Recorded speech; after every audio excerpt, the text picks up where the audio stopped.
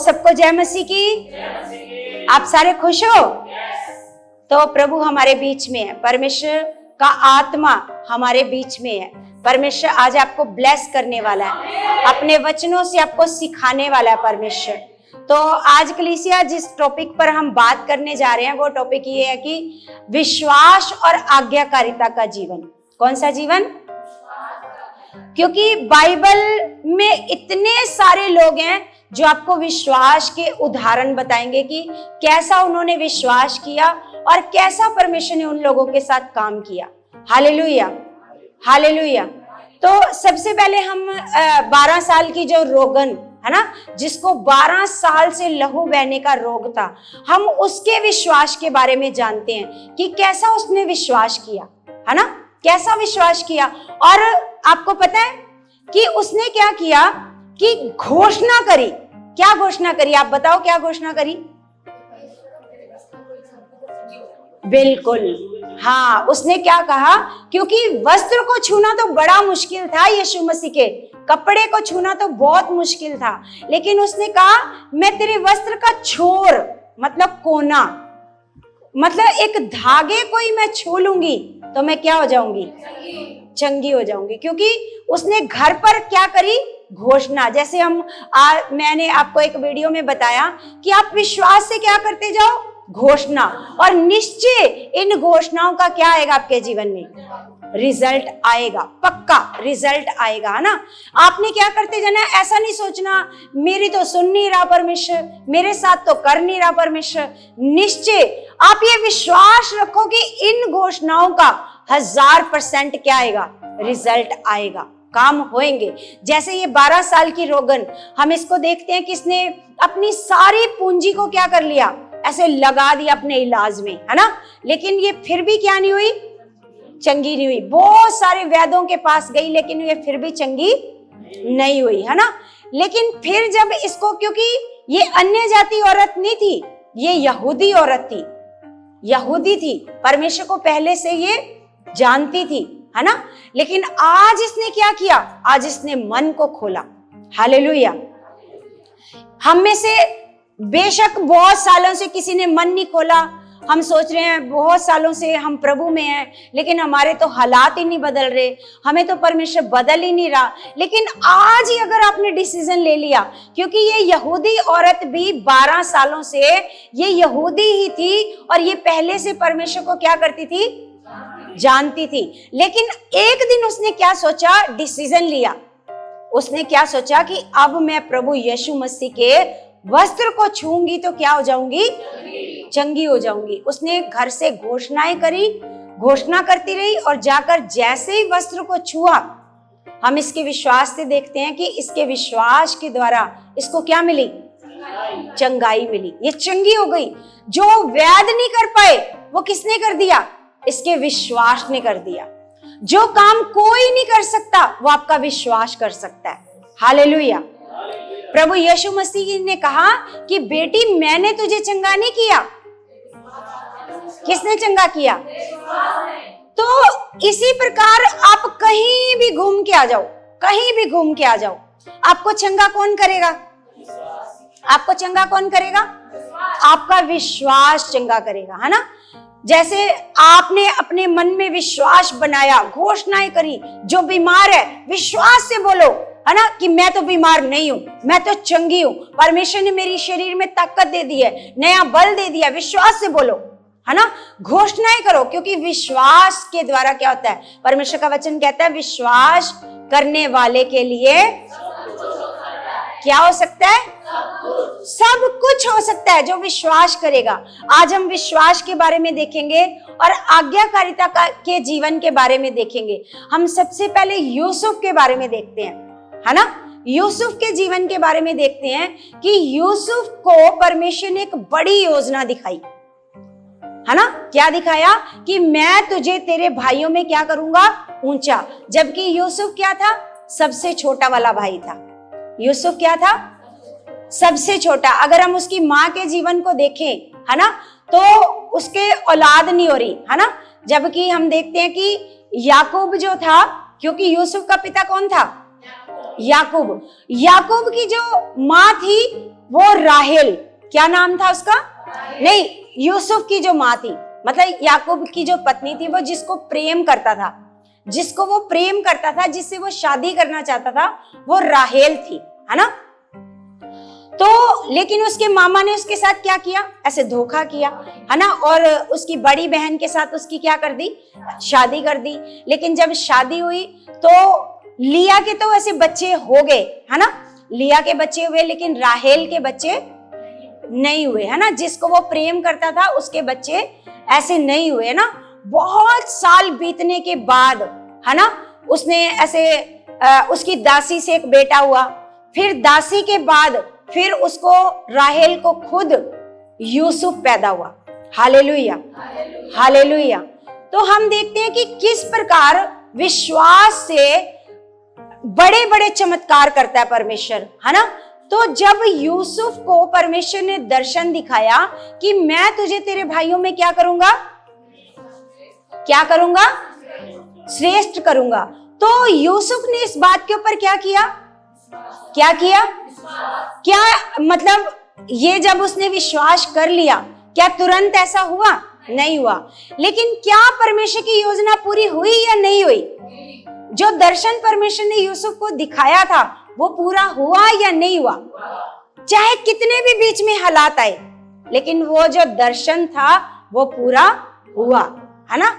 क्योंकि जो परमेश्वर आपको बताता है, जिस लिए परमेश्वर आपको अपने राज्य में बुलाता है, और जो परमेश्वर आपके साथ वादे करता है, वो वादे व्यर्थ नहीं है। लेकिन अगर कोई कहे मेरे साथ तो नहीं हो रहा काम, मेरा तो कुछ अच्छा ही नहीं हो रहा, मैं तो जिस काम को भी हाथ लगाता हूँ वो काम अच्छा नहीं होता, है ना, किसी काम में ब्लेसिंग नहीं मिलती, तो वो उस इंसान को सोचना चाहिए कि मुझे किस तरीके से परमेश्वर के साथ चलना है। क्योंकि परमेश्वर के वादे सच्चे हैं, उसकी योजनाएं अवश्य पूरी होती हैं, और जो उसने हमें बाइबल में लिख के दिया है वो अवश्य क्या होता है?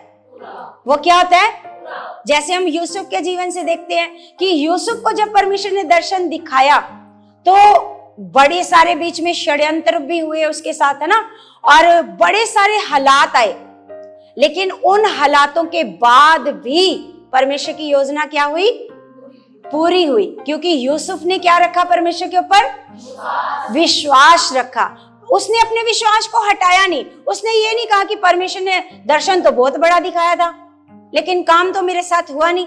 लेकिन अगर आप विश्वास में बने रहते हो तो परमेश्वर का वचन कहता है विश्वास करने वाले के लिए सब कुछ हो सकता है। विश्वास करने वाले के लिए सब कुछ हो सकता है। तो अगर आप विश्वास में बने रहोगे, रोज रोज घोषणाएं करते रहोगे, करते रहोगे, करते रहोगे, रोज बोलो मेरा जीवन बदल चुका है, मेरे बच्चे बदल चुके हैं, मेरे जीवन से सारी बीमारियां जा चुकी हैं, मैं आत्मा में बढ़ चुकी हूँ, मैं परमेश्वर की मर्जी में चलने वाली बन चुकी हूँ, मेरे बच्चे परमेश्वर की मर्जी में चलने वाले बन चुके हैं। चाहे आपको हालात कैसे भी नजर आ रहे हैं, लेकिन आप विश्वास करो कि जो आप बोल रहे हो वो होना ही होना है। क्योंकि परमेश्वर का वचन कहता है कि तुम्हारी जीभ में है जीवन और मृत्यु।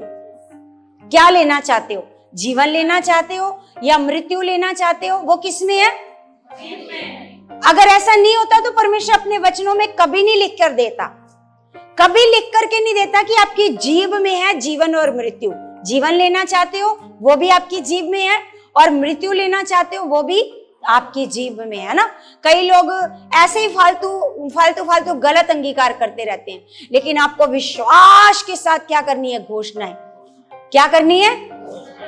आप देखना, 1 महीने में, मैं गारंटी से कहती हूँ, विश्वास के साथ घोषणाएं करनी स्टार्ट करो। 2 महीने के अंदर, चाहे कितनी खतरनाक बीमारी है, 2 महीने के अंदर वो बीमारी खत्म हो जाएगी।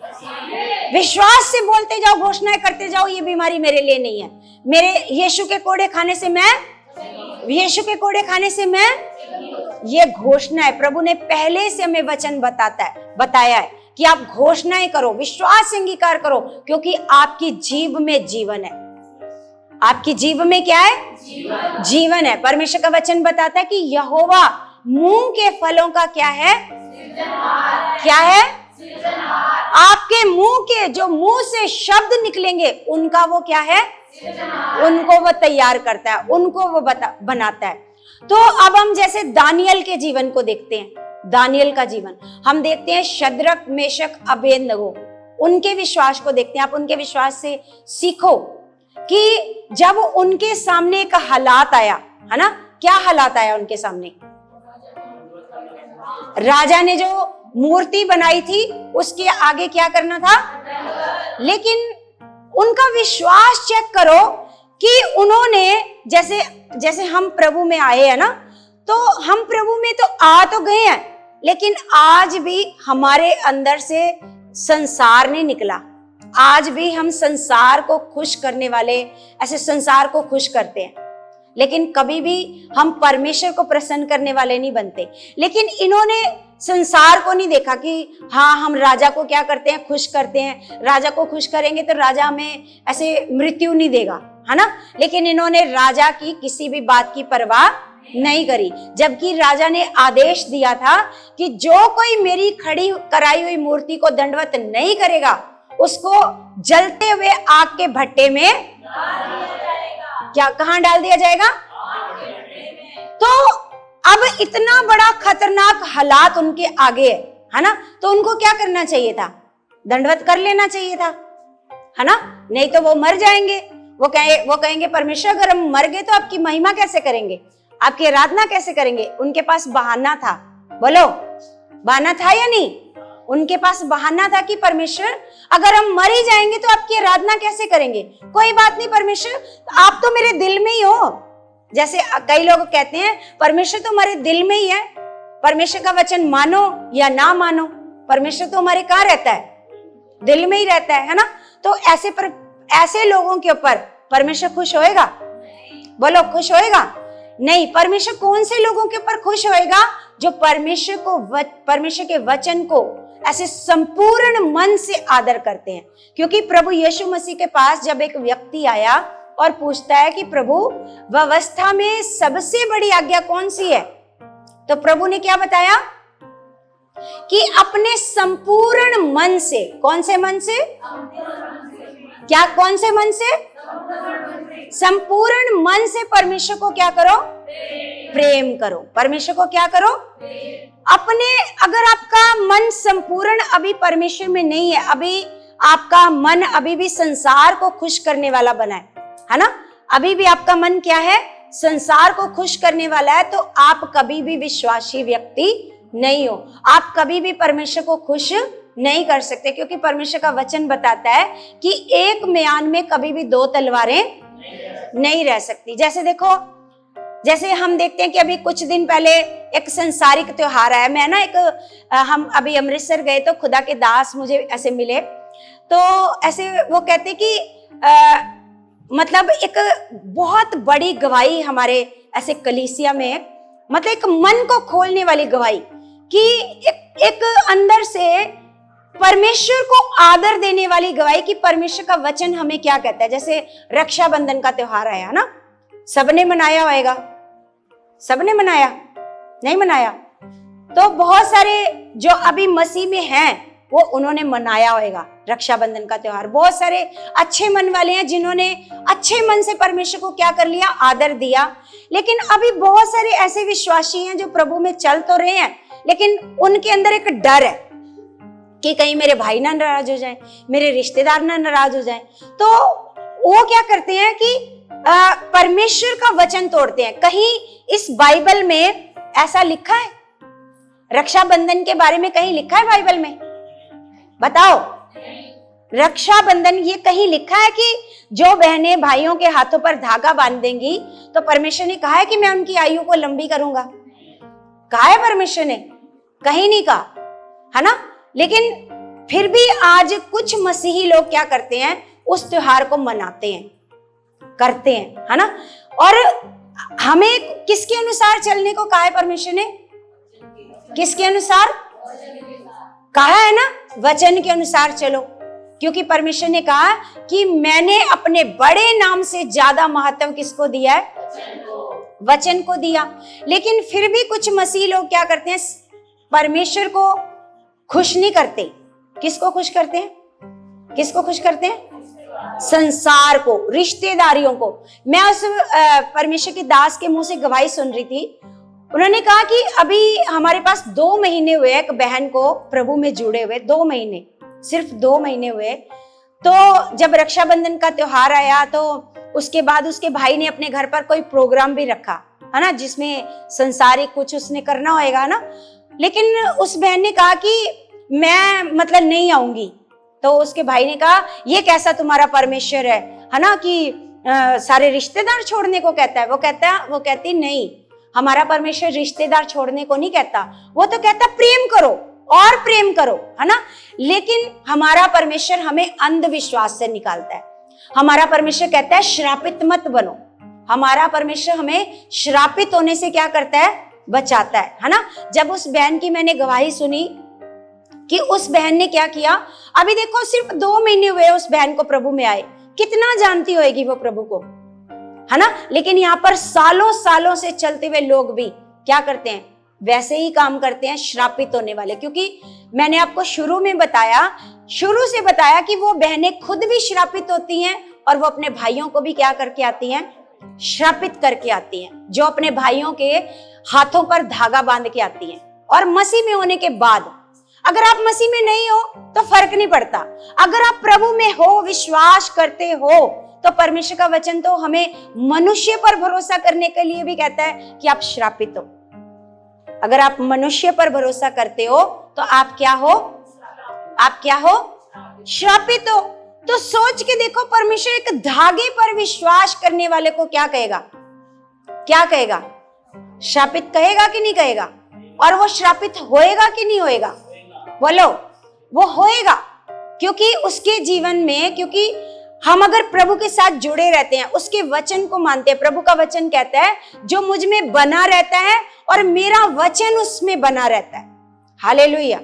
तो परमेश्वर का वचन अब अगर हमारे अंदर है, तो अगर हम 1 महीना हुए प्रभु में आए, 2 महीने हुए हैं, 1 साल हुए, 2 साल हुए हैं, तो अगर हम वचन हमारे अंदर है तो हम डरेंगे नहीं।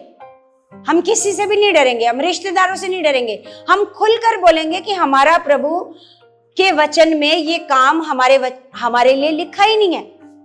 पूरी बाइबल खोल के देख लो, कहीं लिखा है, बोलो, कहीं लिखा है, बताओ, कहीं लिखा है कि एक धागा बांधेगी अगर बहन, तो उसके भाई की मैं क्या करूंगा, रक्षा करूंगा। हालेलुया। बुलंद आवाज में बोलो। तो वो बहनें क्या हैं, मसीह में होने के बाद क्या हैं, वो श्रापित है। वो कभी भी अपने भाइयों को बचा नहीं पाएंगी, उनका उद्धार नहीं करा पाएंगे। क्योंकि वो क्या कर रही है, वो तो ना तो खुद वचन को पूरा करती हैं, और अगर देखो क्या करते हैं, वो जाते हैं अपने मतलब आप जाओ, मैंने आपको बोला कि जिस दिन मान लो त्योहार है आप जाओ, लेकिन श्रापित मत बनो। आप जाओ, आप वहां पर हंसी खुशी दिन बिताओ, खाओ पियो, आनंद करो, है ना। लेकिन आप श्रापित मत बनो, जो परमेश्वर का वचन कहता है। क्योंकि परमेश्वर का वचन जो हमें मना करता है उसको मत करो। अगर आप उसको करोगे तो आप क्या बनोगे, आप श्रापित बनोगे। आपके जीवन में कभी आनंद और खुशी कभी नहीं वास करेगी, कभी नहीं। क्योंकि हम क्या कर रहे हैं, बार बार क्या कर रहे हैं, बार बार परमेश्वर का वचन क्या कर रहे हैं, तोड़ रहे हैं, है ना। हालातों में जाएंगे, परेशानियों में जाएंगे। क्योंकि हालात अगर हमारे जीवन में आते हैं तो फिर हम परमेश्वर को कहते हैं, किसको कहते हैं। लेकिन आप खुद भूल जाते हो कि इन सारे हालातों को इकट्ठा किसने करा, खुद ही करा, है ना। कौन श्रापित, कौन खुद को श्रापित कर रहा है, खुद ही, है ना। तो यहाँ पर हम देखते हैं कि हमें क्या करना है। जब मैंने उस बहन की गवाही को सुना, मैं हैरान होगी कि उसके भाई ने कहा कि अगर आपने नहीं आना, मगर अगर आपका भाई, उस भाई ने कहा कि अगर तूने नहीं आना तो तेरा मेरे साथ कोई रिश्ता नहीं है। उसने कहा भाई, जब मैं बीमारी में पड़ी हुई थी ना, तो हालात में पड़ी हुई थी, तब तूने मेरे को जीवन नहीं दिया, तूने मेरे को जीवन। लेकिन जब किसी ने मेरे को सुसमाचार सुनाया, मैं प्रभु के पास गई, मेरे को सिर्फ अभी 2 महीने हुए प्रभु के पास गई, तो उस प्रभु ने मेरे को जीवन दिया है। आज जो जीवन मेरे पास है वो मेरे को तूने नहीं दिया। हालेलुया। तो मैं उस खुदा के दास से सुन रही थी कि आज भी प्रभु में जो लोग चल रहे हैं, उन्होंने अपना संपूर्ण मन अभी भी परमेश्वर को नहीं दिया। प्रभु में तो वो चल रहे हैं, लेकिन परमेश्वर ने जिस प्रकार आज्ञा दी थी कि संपूर्ण मन से क्या करना परमेश्वर को, क्या करना परमेश्वर को। लेकिन आज भी मसीह लोगों ने परमेश्वर को अपना संपूर्ण मन नहीं दिया। आज भी उनके अंदर क्या करता है, पुराना मनुष्यत्व क्या करता है, काम करता है। हालेलुया। क्या करता है पुराना मनुष्यत्व, काम करता है। जबकि परमेश्वर ने आते ही, जैसे हम प्रभु में आते हैं, हमें परमेश्वर अपने वचनों से बताता है कि ये पुराना वाला मनुष्यत्व क्या कर दो, उतार के क्या कर दो, फेंक दो, और पुराना नया मनुष्यत्व पहन लो। लेकिन अभी भी मसीह लोगों ने पुराना मनुष्यत्व उतारा। वो आज भी पुरानी रीतियों पर चलते हैं, पुराने रीति रिवाज पूरे करते हैं। हालेलुया। रीतियों को मानते हैं, है ना। तो हमें परमेश्वर का वचन बताता है कि जैसे हम शद्रक मेशक अबेदनगो के जीवन से सीखते हैं, क्या उनके सामने हालात नहीं आया? अगर वो चाहते तो राजा को खुश करते, तो जीवन ले लेते, लेकिन आग के भट्टे में जाना उन्होंने क्या किया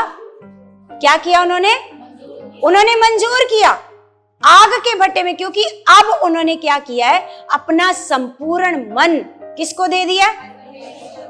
जो संपूर्ण मन परमेश्वर को दे देते हैं ना, फिर वो डरते नहीं, किसी हालात से नहीं डरते, कभी नहीं घबराते, क्योंकि उनको पता है अगर हम मर भी जाएंगे, हमारी मृत्यु भी हो जाएगी, तब भी हमारे लिए लाभ ही लाभ है।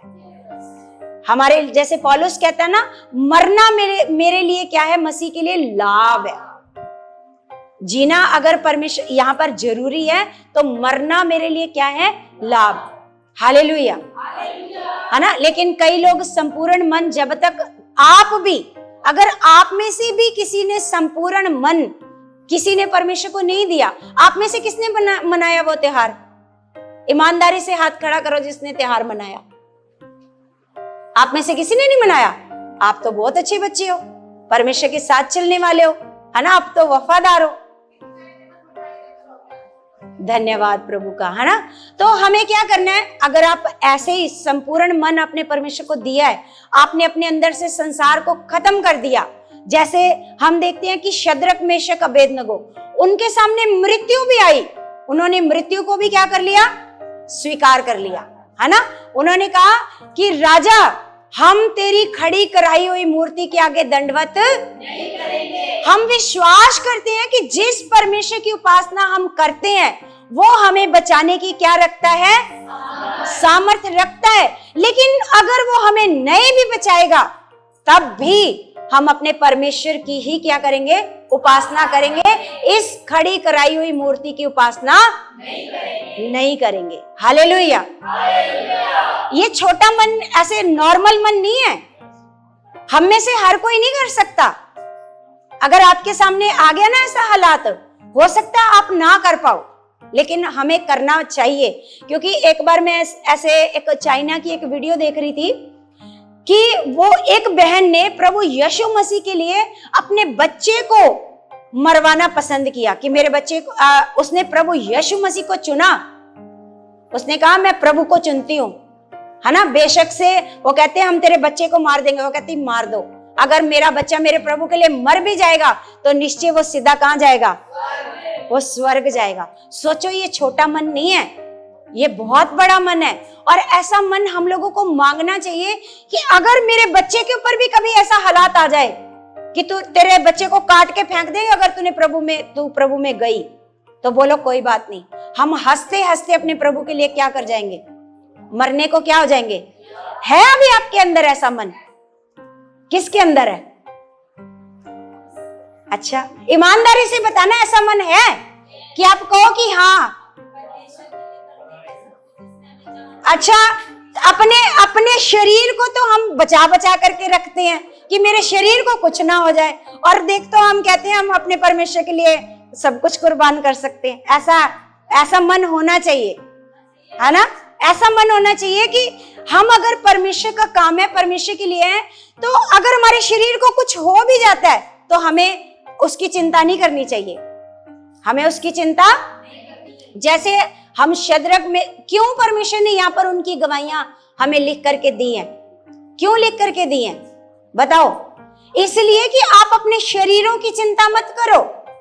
जब इन्होंने अपने शरीर की चिंता नहीं करी तो परमेश्वर ने क्या किया? परमेश्वर ने क्या किया? जल गए वो आग में, है? उनको परमेश्वर ने क्या किया? उनको परमेश्वर ने बचाया, है ना? वहां पर जिस राजा ने उनको आग के भट्टे में डाला था, जब राजा को गुस्सा आया, राजा ने कहा इस भट्टे को 7 गुना क्या कर दो? तेज कर दो, है ना? सोचो 7 गुना तेज भट्टे में भी उनको जरा सी भी जलन महसूस नहीं हो रही, है ना? उनको जरा सी भी जलन महसूस क्यों नहीं हो रही? क्योंकि वो आग में भी क्या कर रहे हैं? आनंद के साथ है, क्योंकि उनके साथ कौन है वहां पर? परमेश्वर। राजा देख रहा है, राजा पूछ रहा है अपने सिपाहियों से, हमने 3 बंदे आग में फेंके थे या 4 बंदे फेंके थे, है ना? वहां पर कितने नजर आ रहे थे? 4 नजर आ रहे थे, जबकि फेंके कितने हैं? 3 फेंके ना। तो ये विश्वास है। अगर आपके अंदर ऐसा विश्वास है, आपके अंदर से डर खत्म हो चुका है, आप अपने शरीरों की परवाह नहीं करते, है ना? अगर आप ऐसा मन आपके अंदर है, क्योंकि परमेश्वर का वचन, हम एक वचन पढ़ते हैं लूका की पुस्तक में, लूका की पुस्तक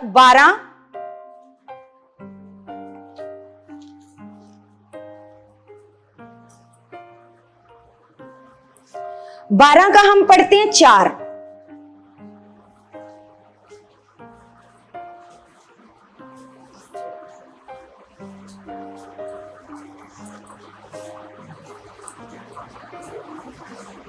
यहां पर लिखा, अगर आप इसकी हेडिंग पढ़ो तो क्या लिखा है? किससे डरे? किससे डरना चाहिए हमें? अपने भाइयों से डरना चाहिए, अपने रिश्तेदारों से डरना चाहिए। बोलो, किससे डरना चाहिए? कई डरते हैं, आज भी किसी के अंदर डर है रिश्तेदारों के लिए, कि कहीं रिश्तेदार नाराज ना हो जाए, है ना? यहाँ पर परमेश्वर का वचन हमें बताता है कि आपको किससे डरना है। यहाँ पर लिखा, मैं तुमसे जो मेरे मित्र हो कहता हूं कि जो शरीर को घात करते हैं परंतु उसके पीछे और कुछ नहीं कर सकते, उनसे मत डरो, उनसे मत डरो। परमेश्वर कहता है उनसे मत डरो। कई लोग सोचते हैं, कई लोग ऊंचाई से ऐसे कूदने से डरते हैं, है ना? डर आता है उनके अंदर कि कहीं हम लोग क्या हो जाए, हमें कुछ हो ना जाए, है ना? यहाँ पर परमेश्वर का वचन हमें बता रहा है कि मैं तुमसे जो मेरे मित्र हो कहता हूं कि जो शरीर को घात करते हैं परंतु उसके पीछे कुछ नहीं कर सकते, उनसे मत डरो, उनसे मत डरो। परमेश्वर का वचन कहता है मैं तुम्हें चिताता हूं कि तुम्हें किससे डरना चाहिए। परमेश्वर का वचन हमें बताता है कि मैं तुम्हें याद करवाता हूं। चिताता का मतलब क्या होता है? याद करवाता हूं कि तुम्हें किससे डरना चाहिए। लिखा, घात करने के बाद जिसको नरक में डालने का अधिकार है उसी से डरो। हालेलुया। किससे डरना चाहिए? जिसको घात करने के बाद नरक में डालने का अधिकार है। हालेलुया।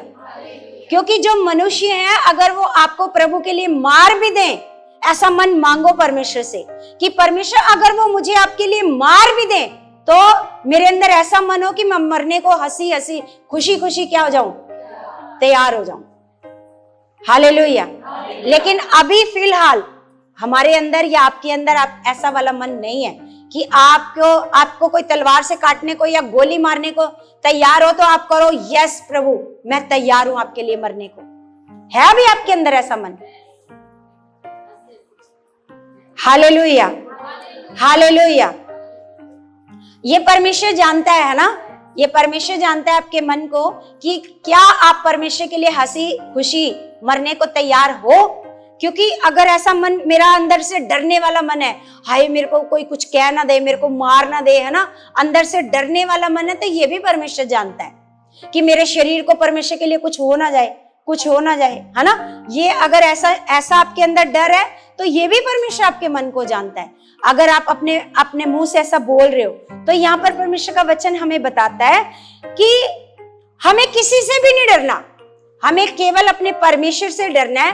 पर नरक में डालने का क्या मतलब है कि जो आप यहाँ पर बुराइयां कर रहे हो, आप मृत्यु से डर रहे हो, आप बुराइयां कर रहे हो, आप प्रभु का इनकार कर रहे हो कि हम नहीं जानते अपने प्रभु को। हमने जैसे पतरस ने इनकार कर दिया, पतरस ने जब प्रभु यीशु मसीह का इनकार कर दिया तो उसके बाद वो पता है कितना जाके पछताया, बहुत पछताया।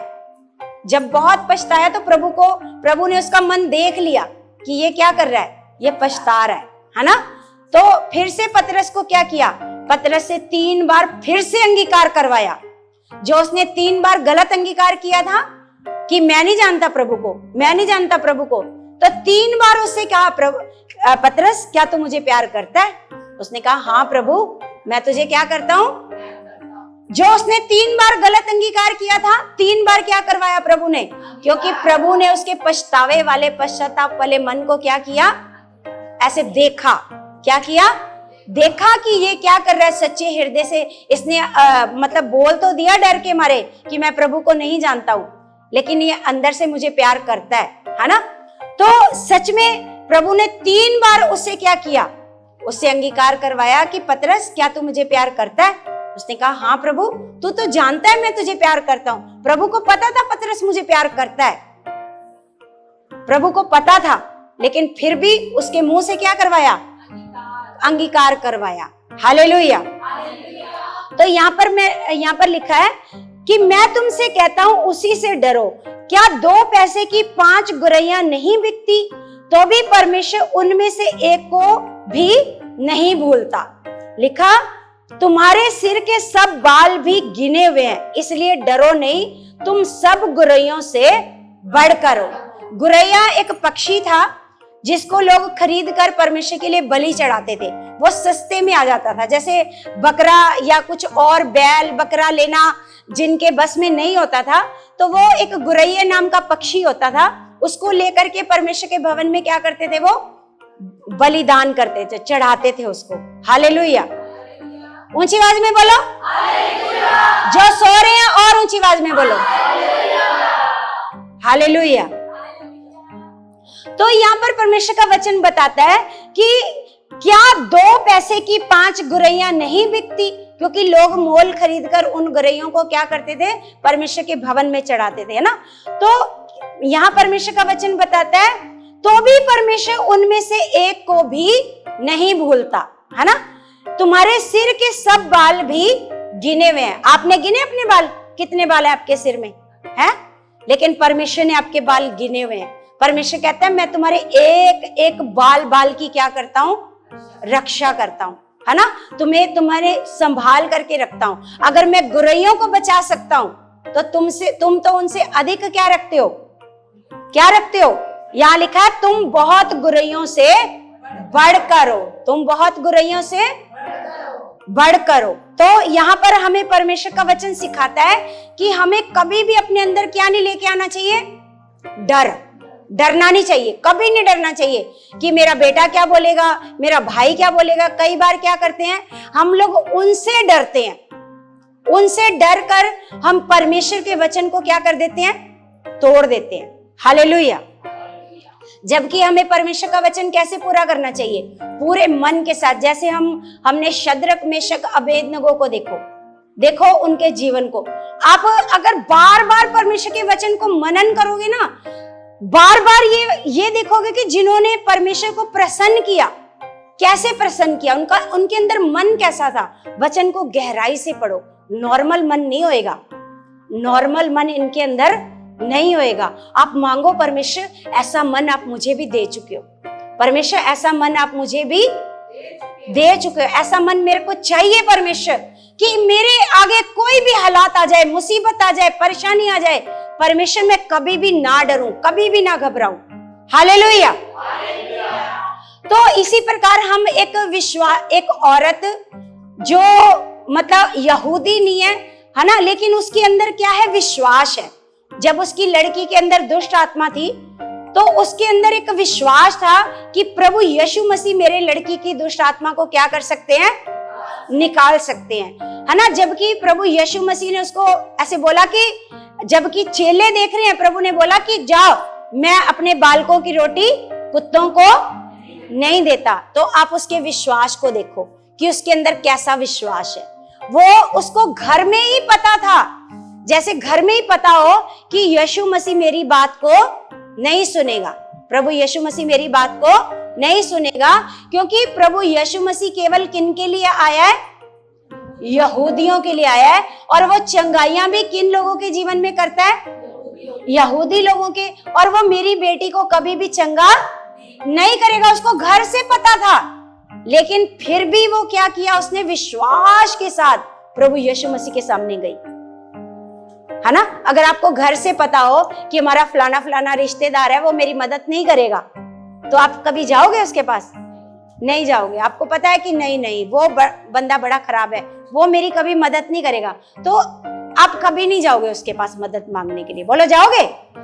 तो लेकिन ये जो औरत है, इसको पता था कि प्रभु यीशु मसीह मेरी मदद नहीं करेगा, उसको पता था मेरी मदद नहीं करेगा, लेकिन वो विश्वास के साथ जाती है। कैसे जाती है? विश्वास के साथ जाती है और जाकर प्रभु को कहती है कि प्रभु मेरी लड़की में क्या है, और उसके अंदर दुष्ट आत्मा है, आप चलकर मेरी लड़की की दुष्ट आत्मा को क्या कर दे। और प्रभु ने उसको क्या किया? ऐसे भगा दिया। बोला, जाओ, मैं अपने बालकों की रोटी कुत्तों को नहीं देता। लेकिन फिर भी उसके अंदर विश्वास है, फिर भी उसने अपने ऐसे बेइज्जती को फील नहीं किया कि प्रभु ने मेरी क्या कर दी है, बेइज्जती कर दी है ना। तो फिर भी उसने कहा, कोई बात नहीं प्रभु, कोई बात नहीं, आप जैसे बालक खाकर जो चूर चार बचता है वो तो कुत्ते खा सकते हैं ना, है ना, कि जो चूर चार या जूठन जो बचती है वो तो कुत्ते खा सकते हैं ना, प्रभु वही मुझे दे दो। हालेलुया, है ना। तो प्रभु ने कहा, मैंने ऐसा जो विश्वास है इजराइलियों के अंदर भी नहीं देखा। हालेलुया, कि जिसकी बेइज्जती कर दी हो, जिसको पहले से पता हो, है ना। तो आज हम सीख रहे हैं विश्वास और आज्ञाकारिता वाला जीवन कैसा होना चाहिए। अगर आप कहते हो कि हाँ हम विश्वासी हैं, तो एक विश्वासी का जीवन कैसा होना चाहिए? क्योंकि विश्वासी को प्रभु ने कहा है कि तुमने क्या करना है, अब अपने लिए नहीं जीना। अपने लिए, किसके लिए जियो? किसके लिए? परमेश्वर का वचन कहता है अब उसके लिए जियो जो तुम्हारे लिए। तो ऐसा होना चाहिए विश्वासी का जीवन। अगर आप विश्वासी हो, आपको अपनी चिंता नहीं होनी चाहिए, है ना, कि मेरे को क्या करना चाहिए, मेरे को अच्छा मिलना चाहिए, मेरे को अच्छी सीट मिलनी चाहिए, मेरे को जहां पर अच्छी जगह है, अच्छी हवा है, वहां पर मेरे को बैठना चाहिए, है ना। तो अपनी चिंता नहीं, अपने लिए नहीं। अब परमेश्वर का वचन कहता है, जैसे मैंने आपको बताया था, कि अब हमने केवल अपने इसी जीवन के लिए आशा नहीं रखनी। किसके लिए करनी है? कौन से जीवन के लिए, है ना। जैसे मैंने आपको वो वचन ऐसे बोला था कि मेरे को वो वचन नहीं मिल रहा, तो वो 15 अध्याय, कुरिन्थियों 15 अध्याय में वो वचन है, 15 का 19, है ना। उसमें वो वचन लिखा है कि जो केवल अपने इसी जीवन के लिए परमेश्वर से आशा रखता है। निकाल कर देखते हैं कुरिन्थियों की पुस्तक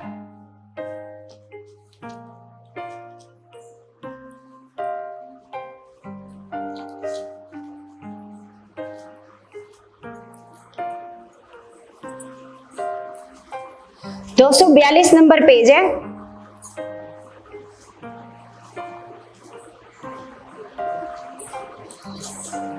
इसको आप ध्यान से पढ़ना, वचन को, बड़ा खास वचन है।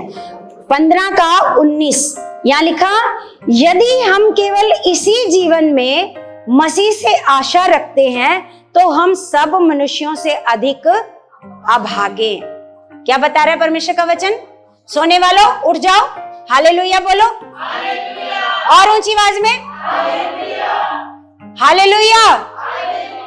तो यहाँ पर परमेश्वर का वचन बता रहा है कि यदि हम केवल इसी जीवन में मसीह से आशा रखते हैं तो हम सब मनुष्यों से अधिक क्या है? अभागे। अभागा किसको कहते हैं? अभागा किसको कहते हैं? बेकार, जिसकी किस्मत ही खराब है। जिसकी किस्मत क्या है? खराब है। तो यहाँ पर परमेश्वर का वचन हमें बताता है कि अगर हम केवल अपने इस जीवन के लिए मसीह से क्या रखते हैं? आशा रखते हैं, तो हम सब मनुष्यों से क्या हैं? अभागे मनुष्य हैं हम। हमें कौन से जीवन के लिए आशा रखनी है? क्योंकि परमेश्वर किसके जीवन से प्रसन्न होता है? जो अब अपने लिए नहीं जी रहा, अब किसके लिए जी रहा है? अब मसीह के लिए जी रहा है और परमेश्वर के कामों के लिए जी रहा है, परमेश्वर के लोगों के लिए जी रहा है। हालेलुया। अब आपको भी किसके लिए जीना है?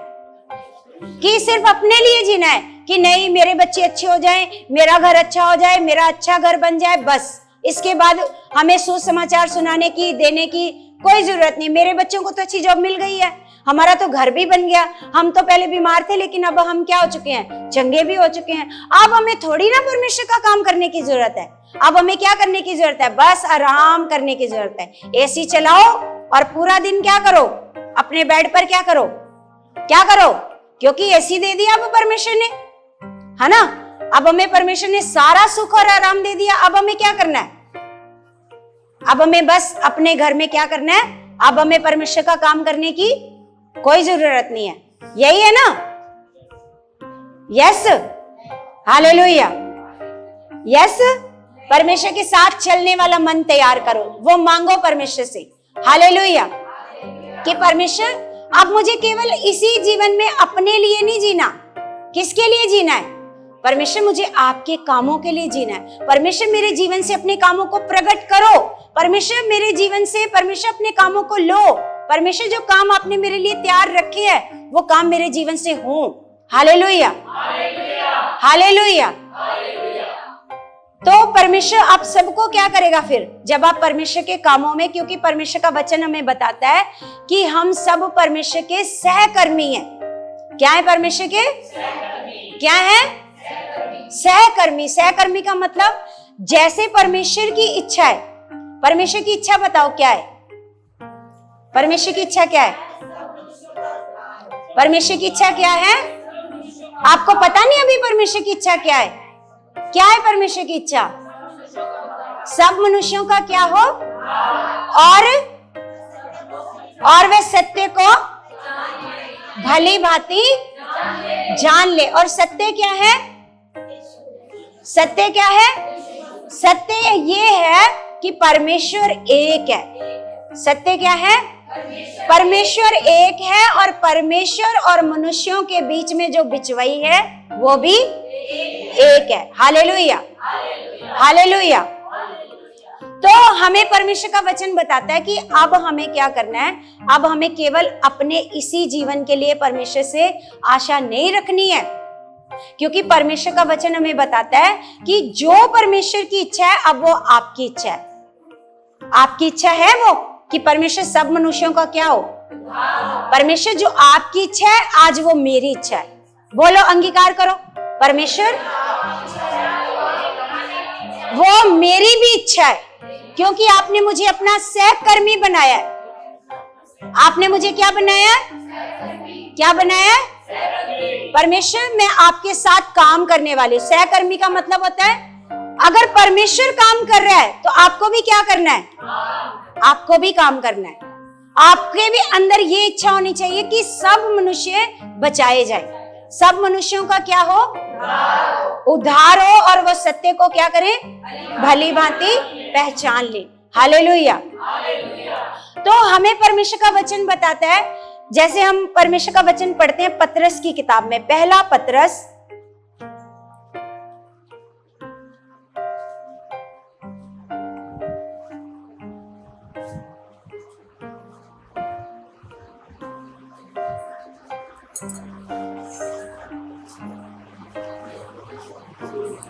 यहां पर हम पढ़ते हैं दो का पढ़ते हैं 4।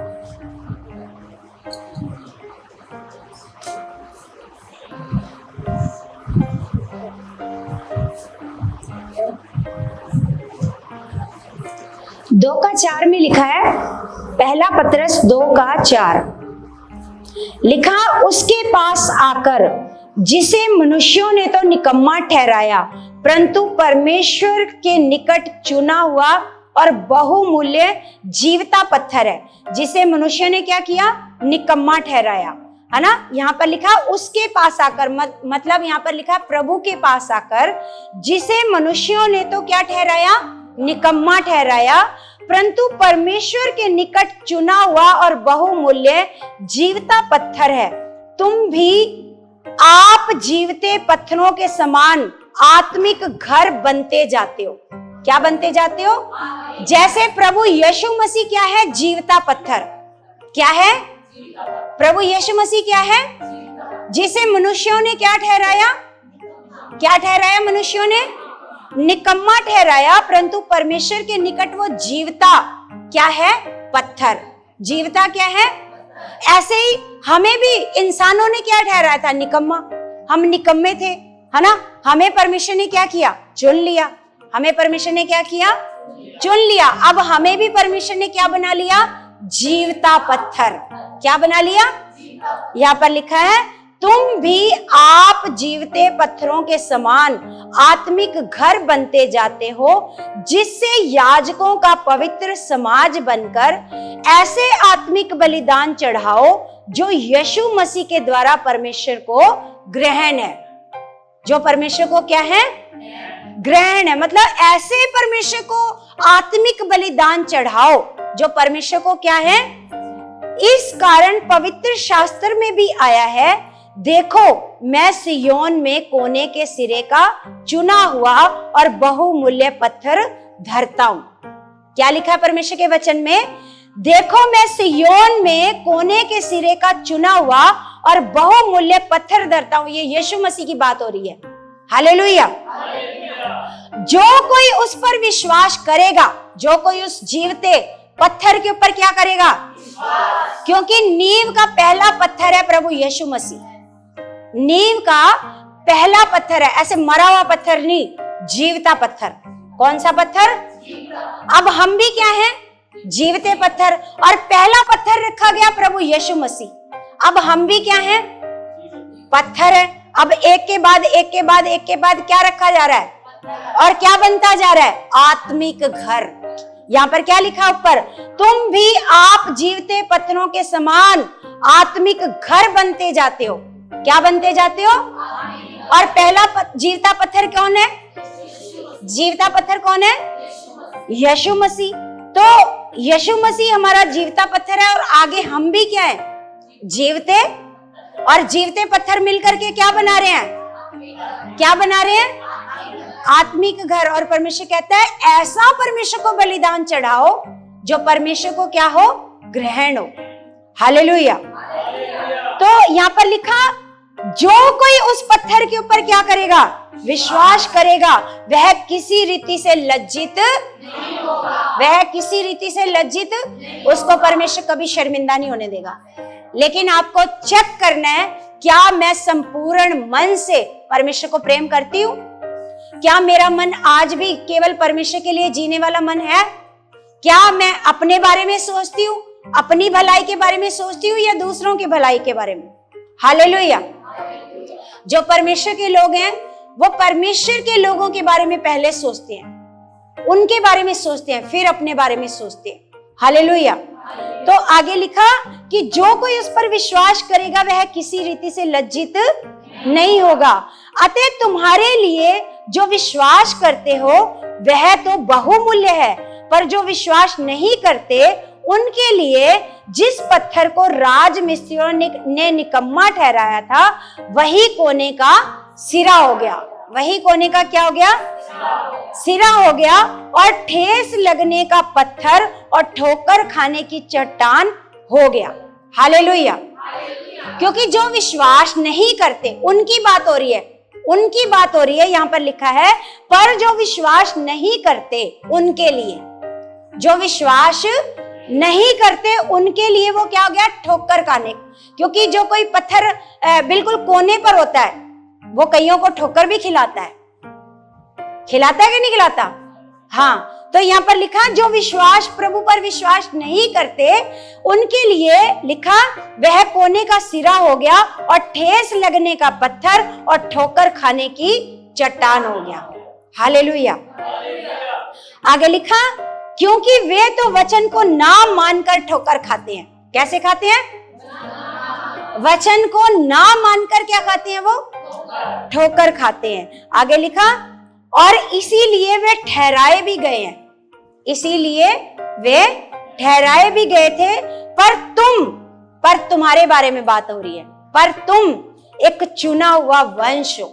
तुम क्या हो? पर तुम क्या हो?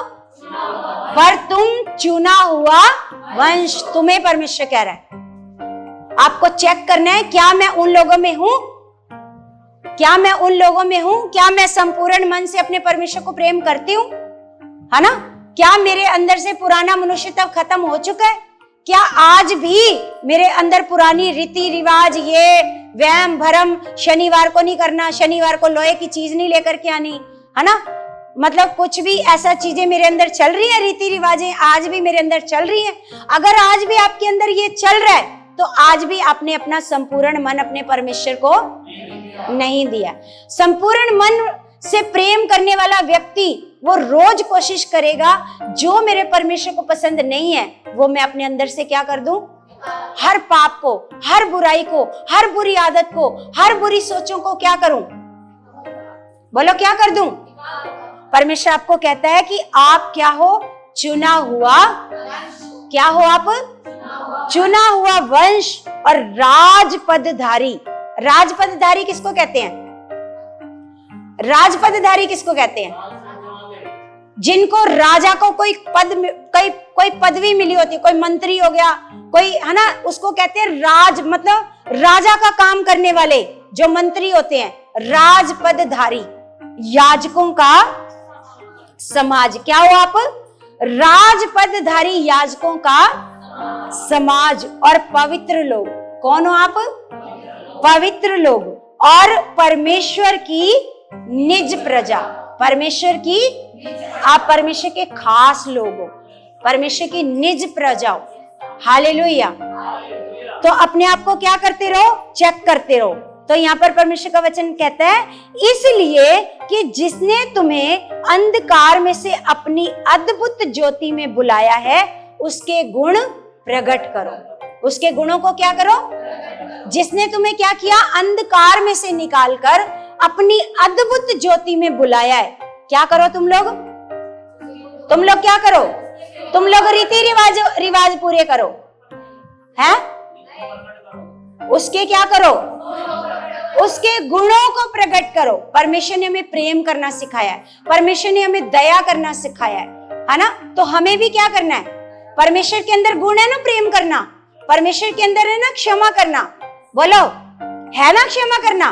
तो परमेश्वर कहता है उसके गुणों को क्या करो? प्रकट करो, क्षमा करो लोगों को।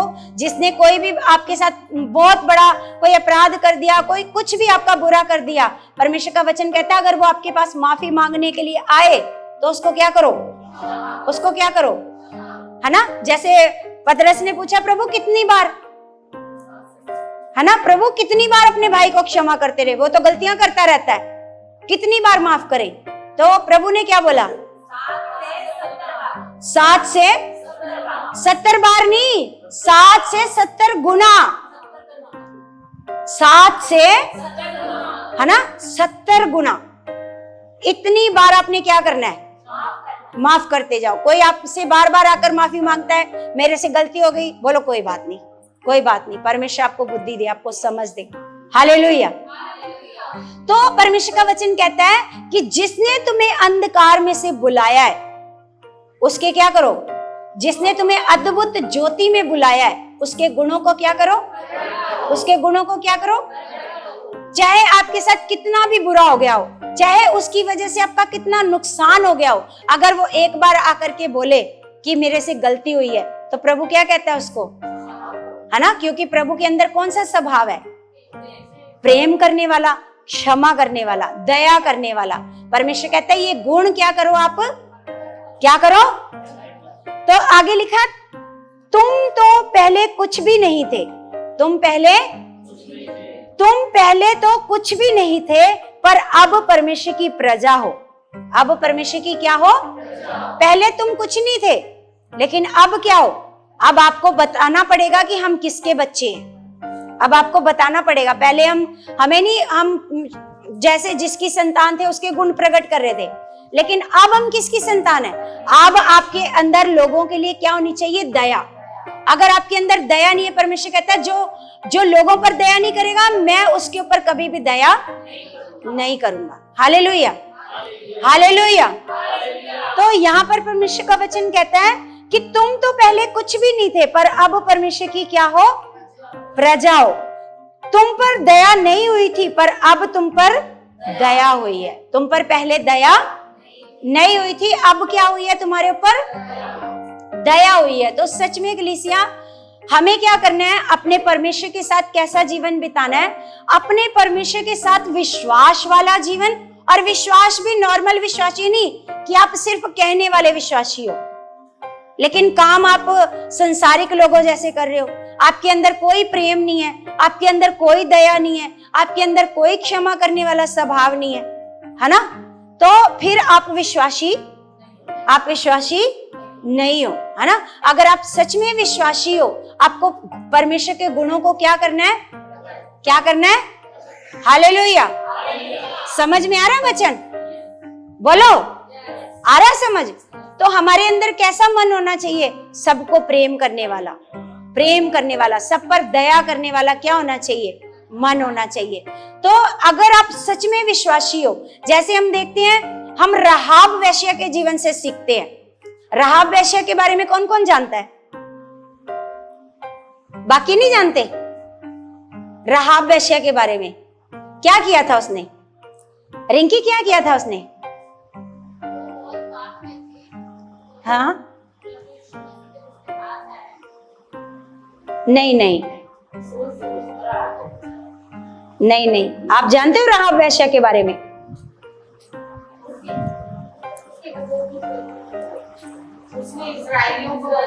Very good. इजराइलियों को नहीं, जो भेदिए गए थे ना, हाँ, है ना?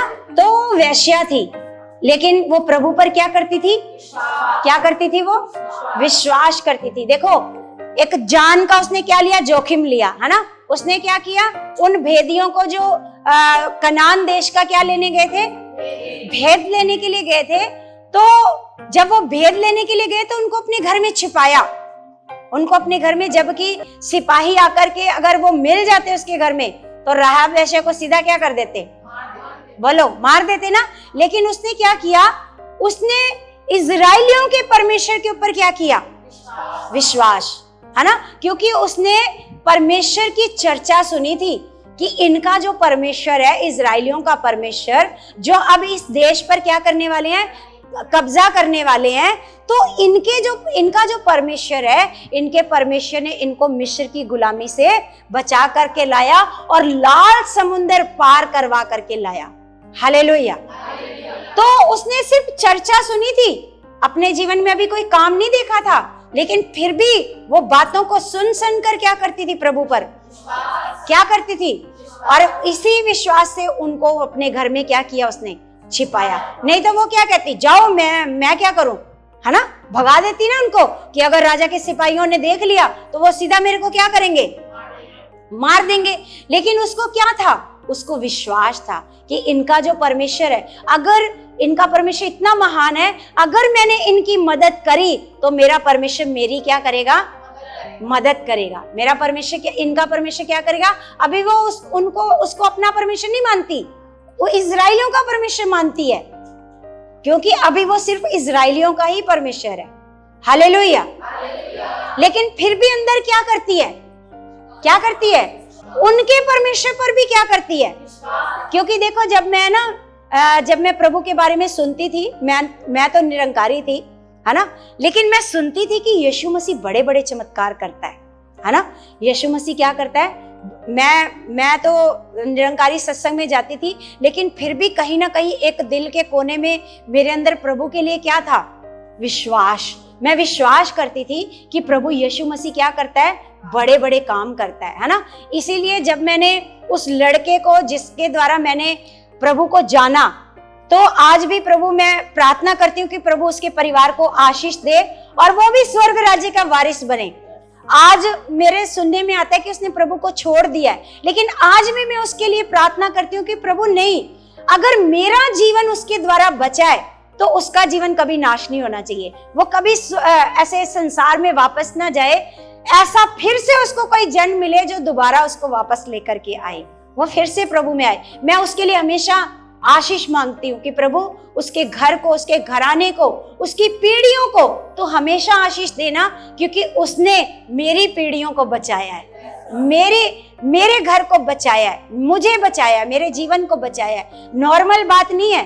तो जिस लड़के के द्वारा मैंने प्रभु को जाना, जब मैंने उसका जीवन बदलता हुआ देखा, मैंने तुरंत उसको बोला मैं भी ऐसे प्रभु के पास जाना चाहती हूँ। हालेलुया।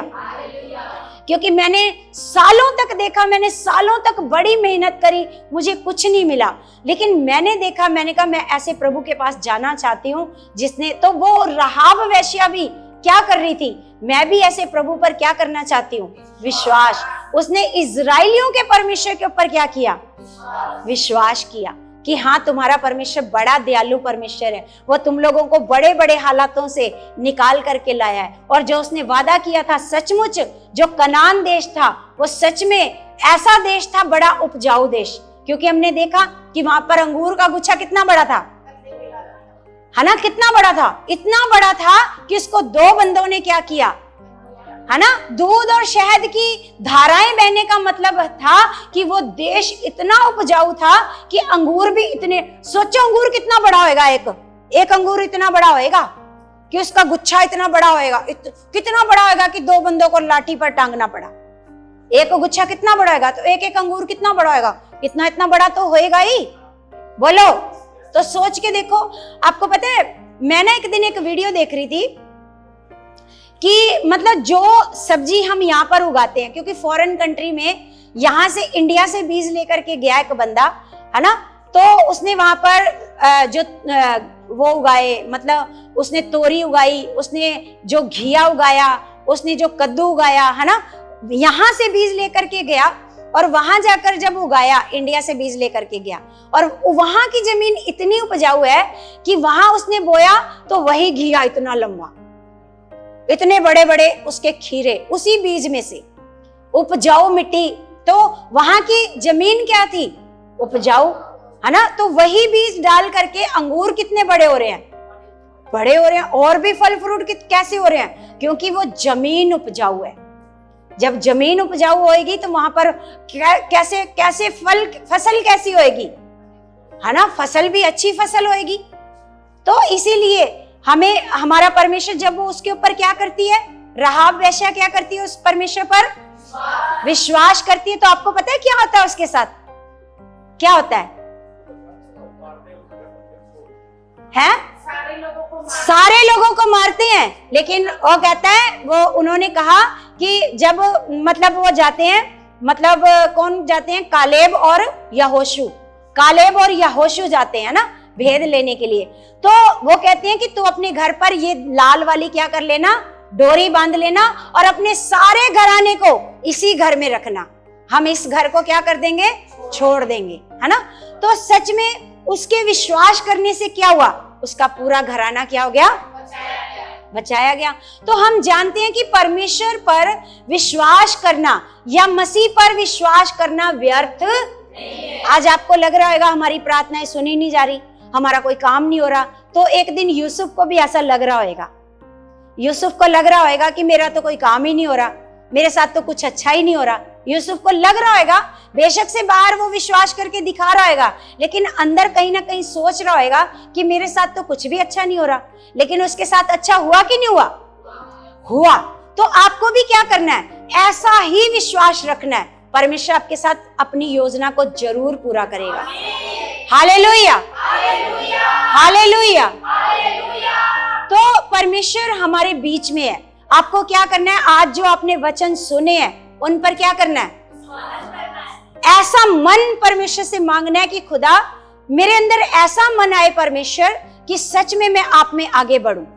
परमेश्वर मैं आगे बढ़ना चाहती हूँ, और मौत का भी डर मुझे कभी आपसे दूर ना ले जाए। रिश्तेदारों का डर तो बड़ा छोटा सा है, रिश्तेदारों का डर क्या है, वो तो छोटा सा है, कि मौत का डर भी परमेश्वर मेरे को आपसे दूर ना लेके जाए। Hallelujah, hallelujah. आपको वचन में समझ में आ रहा है? वो क्या कर रहा है पीछे, आपका मन कहाँ है? यहाँ बाइबल में, अभी तो मैं वचन नहीं पढ़ा रही कोई भी। कौन सा वचन पढ़े जा रहे हो? हालेलुया। देखो हमें यहाँ पर बैठकर कैसे मन से बैठना है, क्योंकि परमेश्वर का वचन हमें शुरू में बताया कि आप जहां से परमेश्वर वचन दे रहा है, अगर आप उस सोते के ऊपर मन नहीं लगा रहे, देखो इग्नोर कर रहा है ना, ऐसा मन नहीं होना चाहिए आपका, ऐसा मन आपका नहीं होना चाहिए। हमेशा आपका जो ध्यान है वचन की ओर होना चाहिए। ऐसे तो आप घर जाकर बाइबल पढ़ सकते हो, आप घर जाकर बाइबल पढ़ सकते हो ना, वचनों को जितना मर्जी बाइबल पढ़ो जाकर घर अपना, बोलो। लेकिन यहां हम किस लिए इकट्ठा हुए हैं? हम एक दूसरे की उन्नति के लिए इकट्ठा हुए हैं। हम यहाँ पर किस लिए इकट्ठा हुए हैं? क्योंकि पौलुस भी कहता है जब हम इकट्ठे हो तो हमारे इकट्ठे होने से क्या हो? एक दूसरे की उन्नति हो। तो आप भी परमेश्वर से मांगा करो कि परमेश्वर जब हम कलीसिया में इकट्ठे हो तो मेरे चाल चलन से, मेरे ऐसे विश्वास करने से दूसरों की क्या हो? लोग मेरे जीवन को देख करके कहें वाह, ऐसा विश्वास हमें भी चाहिए। जैसे आज हम कहते हैं परमेश्वर पौलुस जैसा विश्वास, पौलुस जैसा मन, जैसे उसने अपने शरीर की भी परवाह नहीं करी। कितनी बार वो डूब गया, कितनी बार उसका जहाज टूट गया, कितनी बार उसने, प्रभु यीशु मसीह ने एक बार कोड़े खाए, उसने 7 बार कोड़े खाए। पौलुस ने कितनी बार खाए? 7 बार कोड़े खाए, और उसने बैंतें भी खाई। बैंत जानते हो क्या होता है? क्या होता है? हैं? क्या होता है? क्या होता है वो? बैंत होती है एक पतला सा लोहे का, क्या होता है? बैंत, उसको बोलते हैं पतली सी लोहे की, जैसे रॉड सी नहीं होती, उसको बोलते हैं पतले सा डंडे को, है ना। तो हम देखते हैं कि पौलुस के अंदर कैसा मन था, कैसा मन था उसके अंदर, कि उसने अपने शरीर की परवाह, अपना, अगर वो चाहता आराम से रहता, अपने घर पर रहता, वो बड़ा अमीर इंसान था। लिखा है 7 देशों की उसके पास क्या थी? नागरिकता। 7 देशों की क्या थी उसके पास? नागरिकता। वो चाहता तो अपने आराम से रहता, अपने घर पर आराम करता, लेकिन उसने परमेश्वर का काम किया, सुसमाचार को फैलाया, है ना। हम देखते हैं कि कितनी कलीसियाएं पौलुस के द्वारा क्या हुई? स्थापित हुई, है ना। और पौलुस को परमेश्वर, उसने इतना अच्छा, उसके अंदर मन था, पहले ही उसके अंदर अच्छा मन नहीं था, पहले उसके अंदर अच्छा मन, परमेश्वर पर तो विश्वास करता था, लेकिन वो यीशु मसीह पर विश्वास नहीं करता था। यीशु पर विश्वास करने वालों को क्या करता था वो? और इस शास्त्र का पूरा ज्ञान था उसके पास।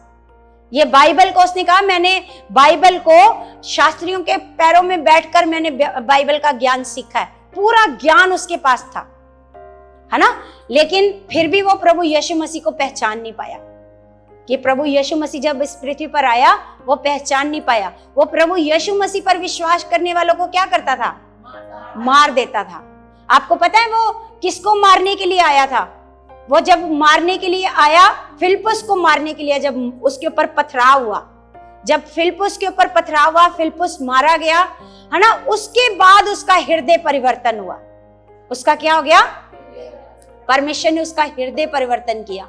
अब उसके बाद उसने अपने खराब मन को दोबारा अपने अंदर आने नहीं दिया, उसने उसको निकाल कर फेंका। अब उसने फिर से मुड़कर दोबारा नहीं देखा। अब वो परमेश्वर के कामों को अब वही लोग जिनके साथ वो लोगों को मारता था, अब वही लोग पौलुस को मारने के लिए क्या थे? आपको पता है, यरूशलेम में वो उसको बंदी बनाकर ले गए, उसको यरूशलेम में बंदी बना दिया, उसको मारने के लिए क्या हो गए? पौलुस को तैयार हो गए। हालेलुया। तो हम देखते हैं कि पौलुस ने कैसा मन तैयार किया। आज हम देखते हैं, आज हम कैसे सीखते हैं? वचनों से सीखते हैं ना। कैसे सीखते हैं?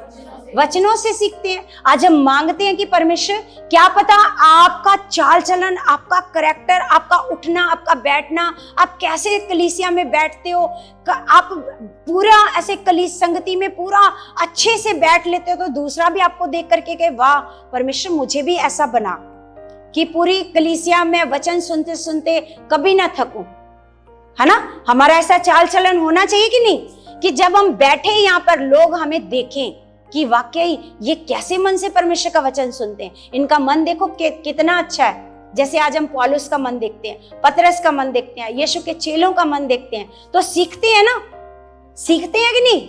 बोलो। इसका मतलब ये नहीं कि आपको कोई यीशु के साथ या पौलुस के साथ कंपेयर कर रहा है, नहीं, हम उनके जीवनों से क्या करते हैं? सीखते हैं। कोई भी अच्छी बात हम किसी से भी सीख सकते हैं। हालेलुया। कोई भी अच्छी बात हम किसी के जीवन से भी सीख सकते हैं। आपको प्रभु की हजूरी में उठना और बैठना भी आना चाहिए। कैसे बैठना है हम लोगों को, कैसे उठना है, कैसे बैठना है। जैसे हम एक सॉन्ग गाते हैं ना, मेरा उठना बैठना, कैसे गाते हैं? क्या सॉन्ग है?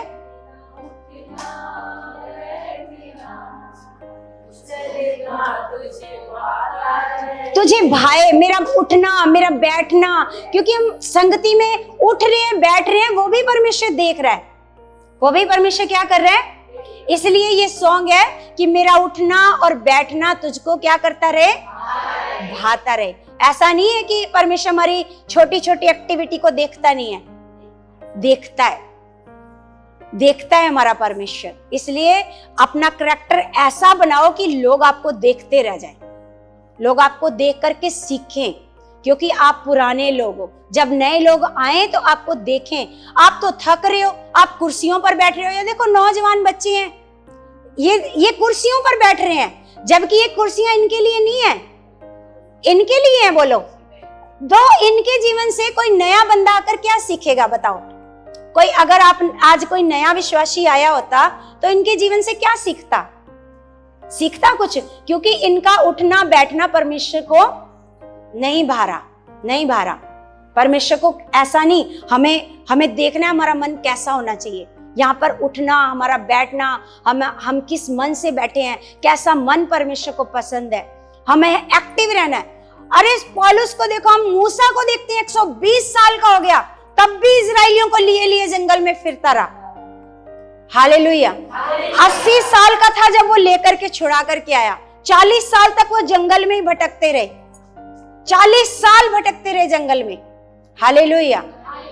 एक मन अगर आपके अंदर है ना परमेश्वर के लिए जीने वाला, फिर आपको कोई थकावट नहीं होगी, कोई थकावट नहीं होगी। आपको पता है, हम आए अमृतसर से तो मेरी हालत, मेरी कंडीशन इतनी ज्यादा मतलब होगी, मैं बहुत ज्यादा थक गई, क्योंकि कल आकर मैंने ऊपर भी सारा साफ सूफ करा, धोया, क्योंकि कल हमारा पूरा मन था कि हम सामान उठा करके ले आएंगे, लेकिन ऊपर लाइट नहीं है। आपको पता है, ऊपर वायरिंग नहीं हुई, लाइटें ही नहीं है, तो अंधेरा हो गया। तो जो सामान उठाने वाले थे वो भाग गए, कहते अंधेरा इतना, हम क्या करें, है ना।